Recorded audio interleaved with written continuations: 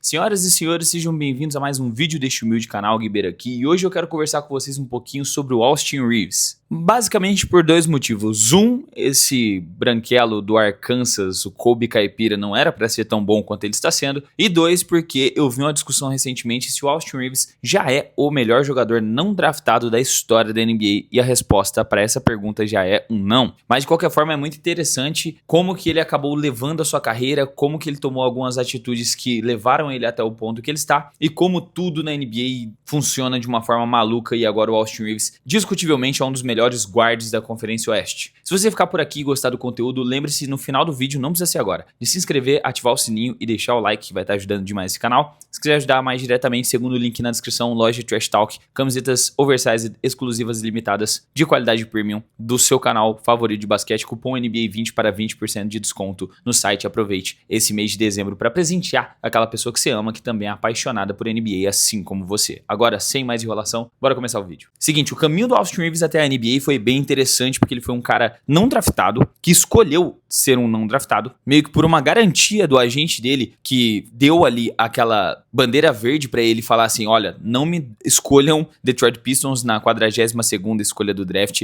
não me escolham o Utah Jazz como a segunda rodada do draft, porque eu quero ser um não draftado. E aí o Lakers foi lá, assinou um contrato com o cara, two-way, ele jogou a Summer League, o contrato two-way acabou virando um contrato permanente de 2 anos, e aí que é muito interessante, porque ele chega como um guard numa equipe que tava tendo problemas com guard, que teve uma temporada ali de... Uma temporada não, teve uns 10 jogos do Isaiah Thomas, aí teve mais alguns jogos de um Rajon Rondo de 34 anos que já tava prestes a se aposentar, isso no período pós-título de 2020, tá? Estamos falando da temporada 21-22. É porque agora ele tá indo pra 5ª temporada dele de NBA. Então, ele entrou num lugar onde o Lakers estava com vários jogadores lesionados, tentando entender o que eles fariam ainda para retomar as rédeas do time naquele final de período, Russell Westbrook também na franquia, e é aí que o Austin Reaves entra como uma solução para a posição de guard, junto com outros jogadores calouros que estavam buscando ali seu lugar ao sol. Ele, se eu não me engano, o Malik Monk, talvez o Looney Walker tava por ali também, se eu não tiver maluco, e o Dennis Schroeder. Então ficava ali uma rotação de guards do Lakers tentando resolver o problema da armação. Nessa época, inclusive, eu ainda não tinha o canal, mas posteriormente eu criei o canal aqui, o Trash Talk, que a gente falava sobre uma possível troca de um armador nível All-Star, né? Quem sabe um Trae Young, quem sabe um LaMelo Ball, quem sabe um dos vários nomes que a gente sugeria assim pro Lakers achar uma troca para ver se resolvia o problema da armação, e acabou que alguns anos depois eles trouxeram o Luka Doncic. Mas, de qualquer forma, o Austin Reaves foi cavando ali o seu espaço e ele conseguiu, de um não draftado, subir até o patamar de essa temporada, meio que de forma unânime, cavar ali a sua vaga como um All-Star. E qual que é o ponto? O Lakers está numa encruzilhada muito complicada. Final do período LeBron não estendeu com a franquia, provavelmente não vai estender, talvez essa seja a última temporada dele no Lakers, e o Austin Reaves também vai ter essa última temporada como contrato dele, porque na temporada que vem, temporada 26-27, ele tem uma player option,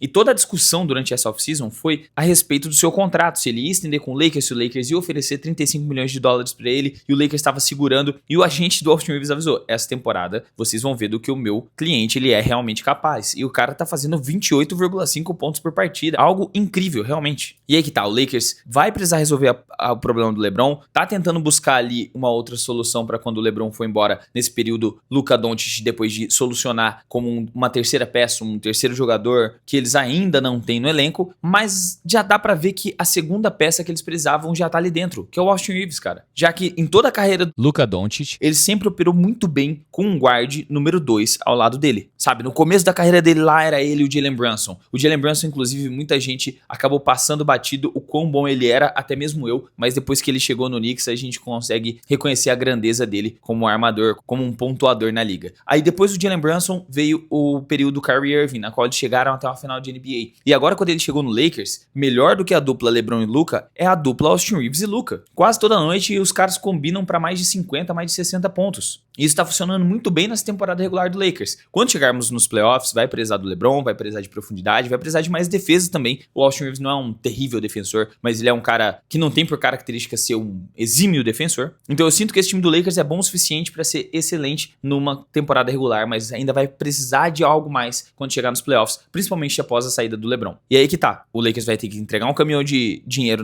no colo do Austin Reaves, vai ter que procurar alguém na agência livre, procurar alguém com a troca, ou envolver Dalton Knecht, envolver a última pick de draft que eles têm ali sobrando olhando para negociação, para quem sabe conseguir disputar um título ali nessa era Luka mais cedo do que a gente imagina. Dito isso, o Austin Reeves ele conseguiu, né, aperfeiçoar o seu jogo. Ele se tornou um excelente arremessador de meia distância, um excelente criador de jogadas. Ele é até um pouco subestimado com questão a passe, ele é um dos melhores passadores na função de shooting guard da liga hoje. Ele pontua nos 3 níveis, ele cava falta muito bem, ele finaliza com contato mesmo contra defensores maiores. E quando ele vai para a linha de lance livre, ele converte muito, tanto que no jogo dele, que ele passou de 40, acho que passou de 50 pontos essa temporada, ele foi bastante para a linha do lance livre e converteu muito bem. Então o Austin Reeves ele tá jogando realmente a nível All-Star. Mas isso torna dele agora, respondendo outra pergunta, um jogador considerado o melhor não draftado da história da NBA? E para mim a resposta é não, porque tem um cara chamado Ben Wallace. É inegável que o Austin Reeves está fazendo algo que inclusive está sendo comparado ao Kobe Bryant, e até porque é engraçado que o apelido dele é Kobe Caipira.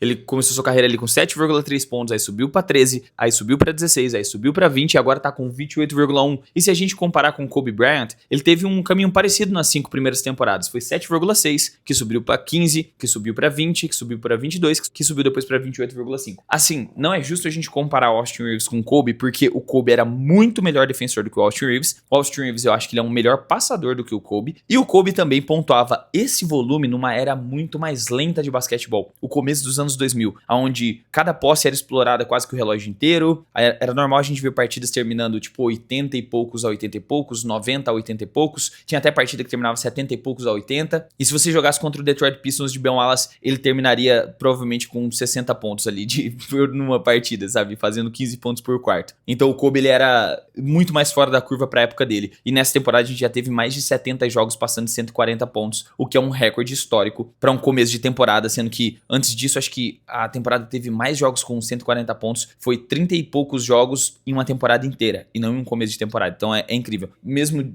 falando isso, é inegável a melhora do Austin Reeves em tudo que ele faz. Ele melhorou como arremessador, melhorou como finalizador, melhorou como passador, continua sendo um defensor ali mediano. Dito isso, eu ainda vou ter que puxar a sardinha pro meu mano Ben Wallace, porque você pode falar pra mim que são jogadores completamente opostos. Tipo, um é mais focado na defesa, o outro é mais focado no ataque. E isso é justo, porque não dá pra gente comparar muito bem esse tipo de jogador, sabe? Comparar um pivô com um armador, comparar um pontuador com um defensor, comparar um filme de comédia com um filme de drama, sabe?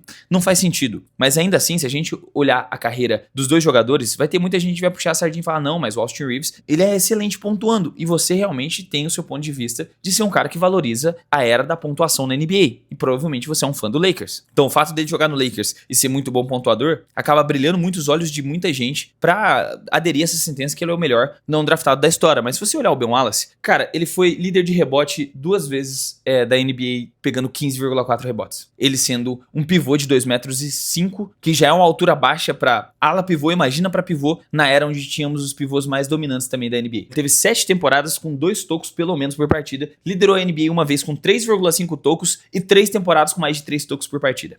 E praticamente ao longo da sua carreira inteira ele também teve mais de um roubo de bola por partida. Então o fato do Ben Wallace ser um dos melhores defensores que já pisaram numa quadra de basquete e que tem 4 defensores do ano num período de 5 anos, e que ele veio de um time não draftado, onde ele não foi escolhido, onde ele não era conhecido, onde ele não tinha oportunidade, porque se a gente comparar aqui a temporada de estreia do Austin Reeves, ele teve 23,2 minutos por partida. Isso é muita coisa pra um cara não draftado, cara. Enquanto o Ben Wallace na temporada de estreia dele, ele jogou 5,8 minutos naquele Washington Wizards afundado. Então ele passou pelo Washington Wizards, passou pelo Orlando Magic, ficou 4 temporadas jogando menos de 25 minutos por partida, e as 2 primeiras menos de 17, pra depois ele explodir pra um dos melhores. Ele literalmente ganhou em cada rebote, em cada roubo de bola, em cada toco, o seu espaço na liga. Enquanto o Austin Reeves foi pra um mercado grande, só que estava precisando de um jogador na posição dele, e que ele se mostrou competente pra preencher essa lacuna. Então, por conta do resumê do Ben Wallace de ser um cara completamente fora dos padrões para um atleta que conseguiu chegar no Hall da Fama, foi 4 vezes All-Star, 2 vezes reboteiro do ano, 1 vez bloqueador do ano, campeão da NBA em 2004, 5 vezes All-Star, 6 All Defensive Team, tipo times defensivos ideais, e 4 vezes defensor do ano, sendo uma lenda da NBA de um jeito totalmente não ortodoxo, pra mim torna ele o melhor não draftado da história. Só que coloca o Austin Reeves já neste exato momento como um dos 3 melhores não draftados da história. Porque fora ele e o Ben Wallace, acho que a gente tem tipo o John Starks, que jogou pelo New York Knicks, que também foi um jogador bom, foi um jogador decente, e pra época dele ele era um jogador mediano pra bom, ele não era tão fora da curva assim, quanto a gente viu o Ben Wallace fazer algo surreal e o Austin Reeves agora, que tá sendo um baita de um nome, o segundo melhor jogador do Lakers neste exato momento. E vai ter LeBronzetti muito brava comigo porque eu falei essa sentença. Mas é, de fato, inacreditável, o garoto do Arkansas merece todo o reconhecimento pelo talento dele, pelo quanto ele produziu, pelo quanto ele evoluiu e o quanto ele entregou para esse Lakers e o quanto ele também quer permanecer no Lakers, sendo ali o